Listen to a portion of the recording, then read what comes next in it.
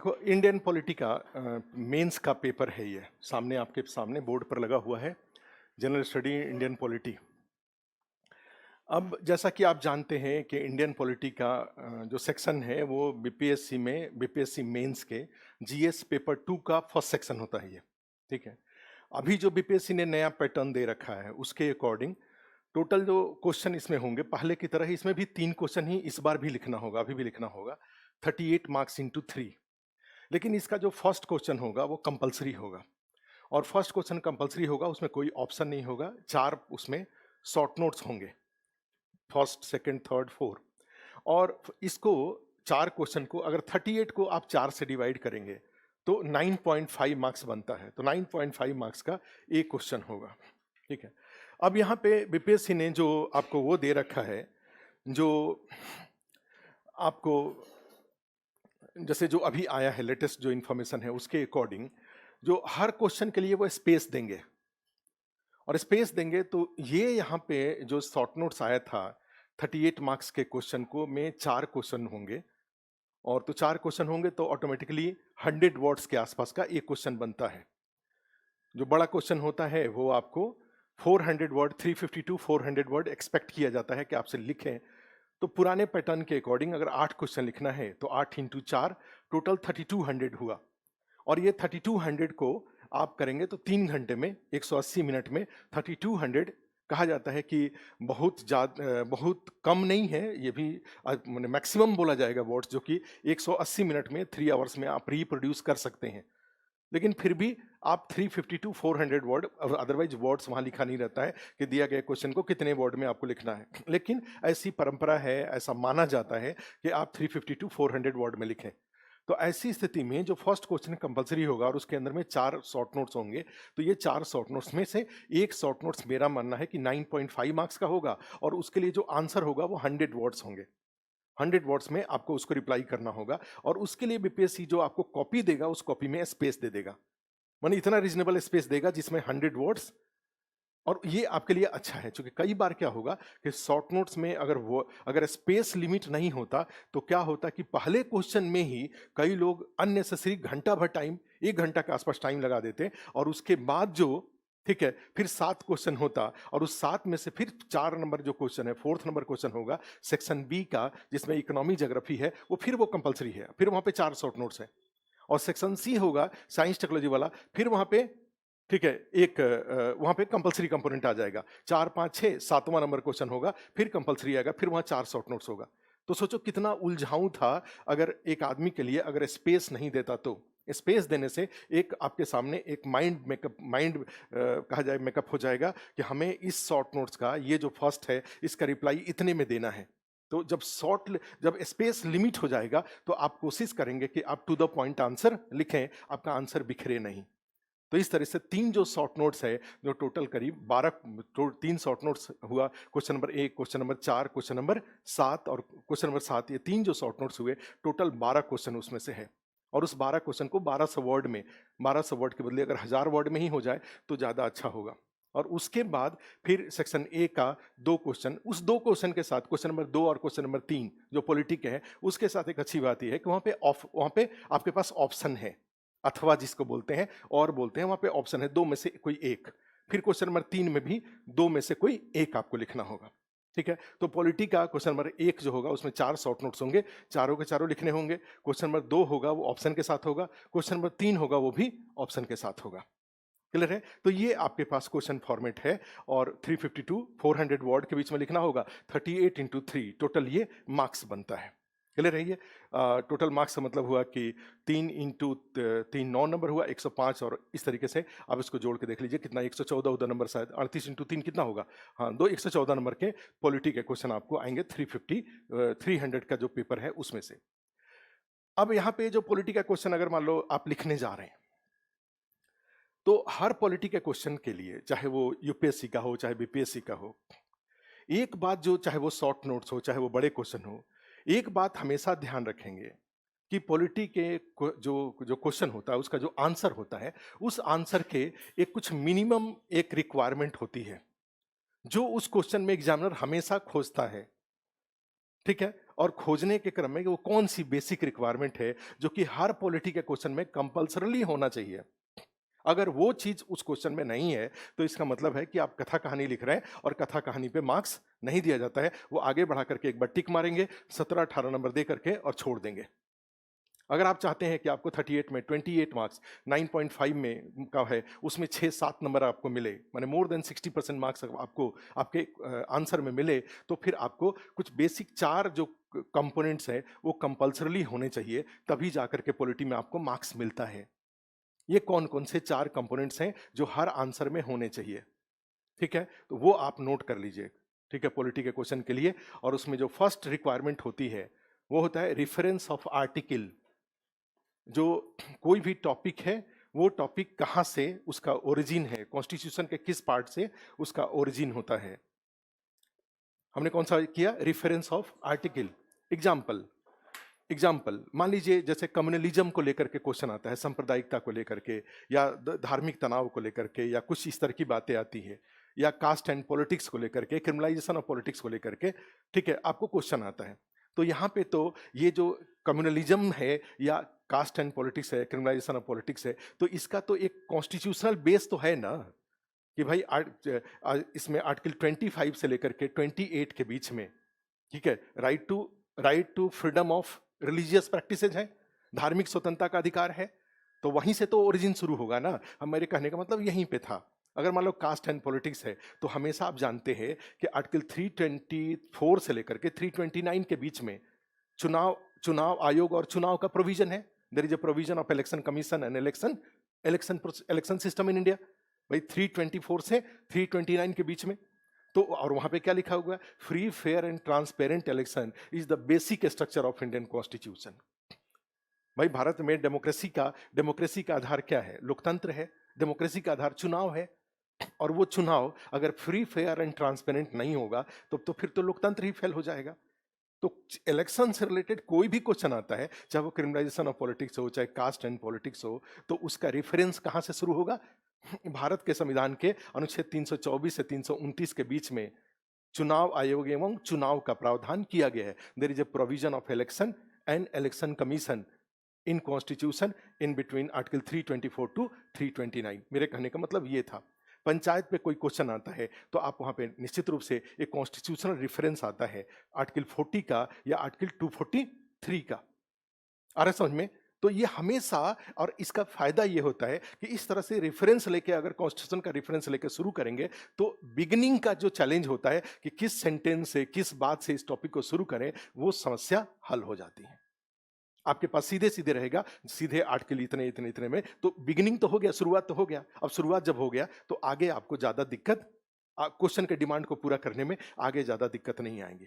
तो फर्स्ट जो पॉलिटी के क्वेश्चन में आपकी रिक्वायरमेंट होती है वो रिक्वायरमेंट होता है रेफरेंस ऑफ आर्टिकल, ठीक है।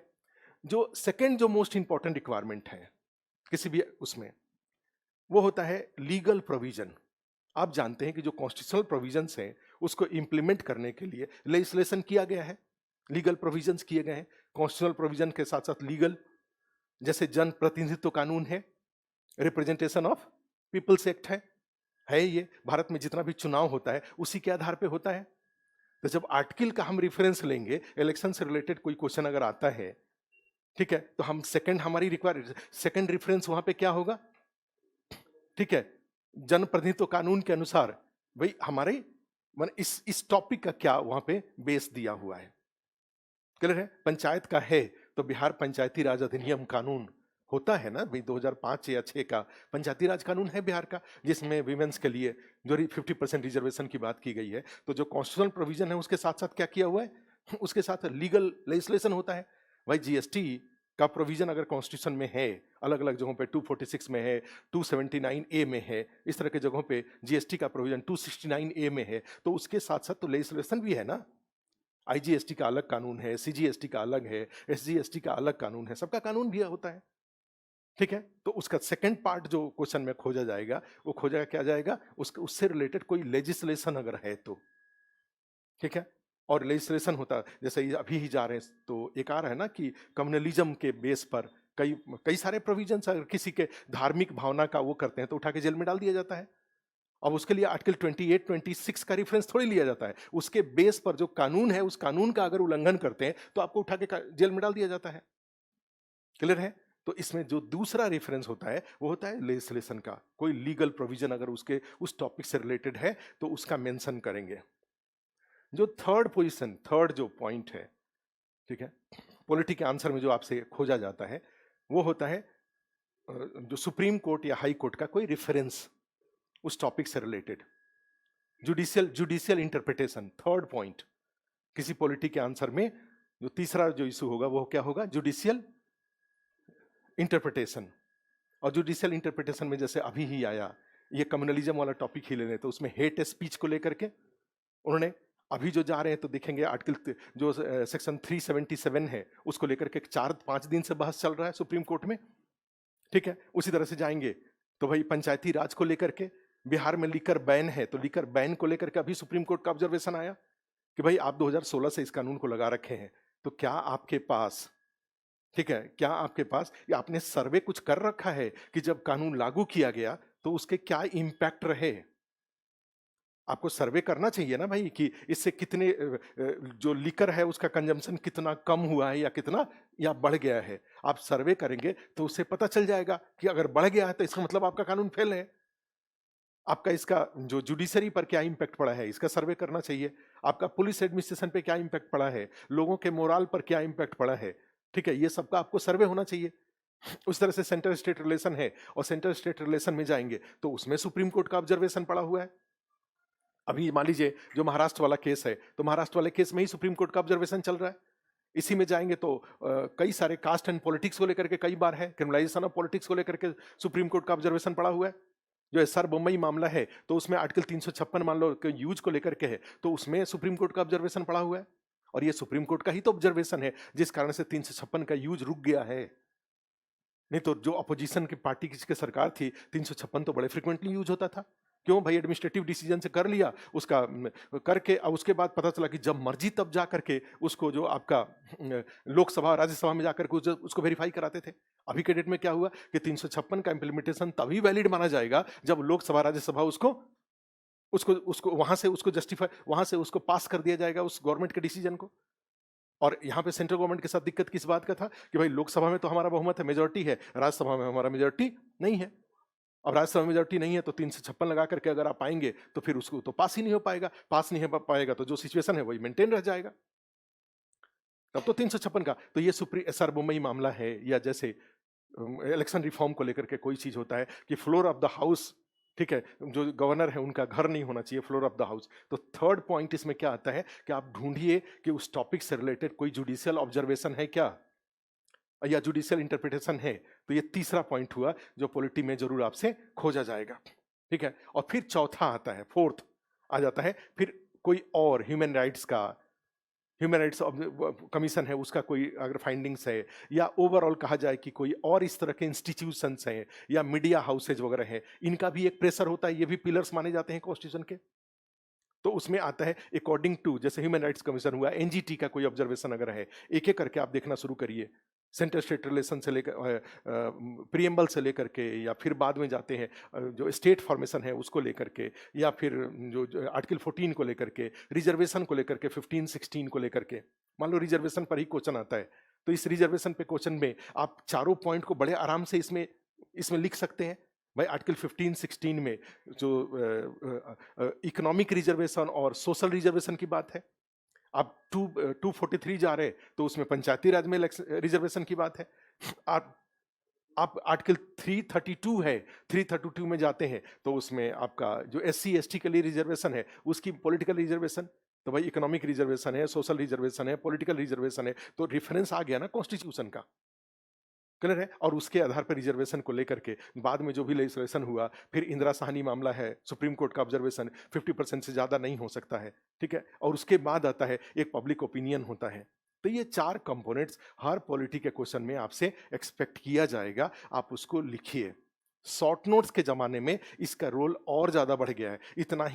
इसी को उस शॉर्ट नोट से रिलेटेड इन्हीं बातों को अगर लिख देंगे तो इसी से 100 वर्ड हो जाएगा और उसके ज्यादा आपको कुछ लिखने की जरूरत ही नहीं है। और अगर ये चारों बातें शॉर्ट नोट्स में अगर आपने डाल दिया तो आपको 9.5 मार्क्स में आप उम्मीद कर सकते हैं कि आपको 7-8 नंबर तक मिल जाए। और हमेशा ध्यान रखिएगा, आंसर में 38 मार्क्स का जो आंसर होता है उसमें मार्क्स मिलता है। तभी तो मान लो किसी को 180 नंबर आया, किसी को 212 नंबर आया। कई बार जीएस पेपर 1 में, जीएस पेपर 2 में मैं जानता हूं अपने यहां से 212 नंबर आया हुआ है।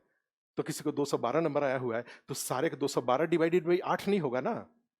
212 डिवाइडेड बाई 212 में कुछ कम से कम 5 क्वेश्चन ऐसे होते होंगे जिसमें 30 मार्क्स आया होता होगा। तो 30 मान लो आया तो 30 इंटू 5 150 हुआ। और 3 क्वेश्चन में से अगर मान लो उसके 3 क्वेश्चन में से अगर 20-20 नंबर भी आ गया तो हो गया 20 या 60, 210 नंबर हो गया। तो इसका मतलब होता है कि कुछ क्वेश्चन जो आप अच्छा लिखते हैं उसमें आपको अच्छा नंबर, और ये भी मान के कैसे चल सकते हैं कि 5 क्वेश्चन में 30-30 ही आया होगा, कुछ क्वेश्चन में 32, 33, 34 आया होगा। तब क्वेश्चन में कुछ में 28-27 आया, कुछ में 20 आया, कुछ में 17 आया, इस तरीके से आता है। तो इसका मीनिंग ये हुआ कि अच्छा जब लिखते हैं तो उसमें 38 में आप उम्मीद करिए कि 32, 33, 34 मार्क्स तक आ सकता है। ठीक है, वो मार्क्स खुल के देते हैं, बीपीएससी में मार्क्स कम नहीं मिलता है, बशर्ते कि आपने ठीक से ये जो पॉलिटी के जो क्वेश्चन हुआ इसका इसका ये जो रेफरेंस हमने बताया, 4 रेफरेंस बताया वो, और उसके बाद इन बातों को रिप्रेजेंट करने के लिए अगर आपने उसमें मैक्सिमम डायग्राम यूज किया तो, जहां भी कहीं पे टेबल यूज किया, कहीं पे डायग्राम यूज किया, आप गूगल इमेज में जाके देखिए उस चीजों बातों को प्रेजेंट करने के लिए किस तरह से उन्होंने पे पूरा गूगल इमेज भरा पड़ा है। जो टॉपिक आप डालेंगे उसी का इमेज यहां मिल जाएगा। तो किसी ने बनाया है तभी तो, कहीं यूज हो रहा है तभी तो गूगल इमेज भरा हुआ है।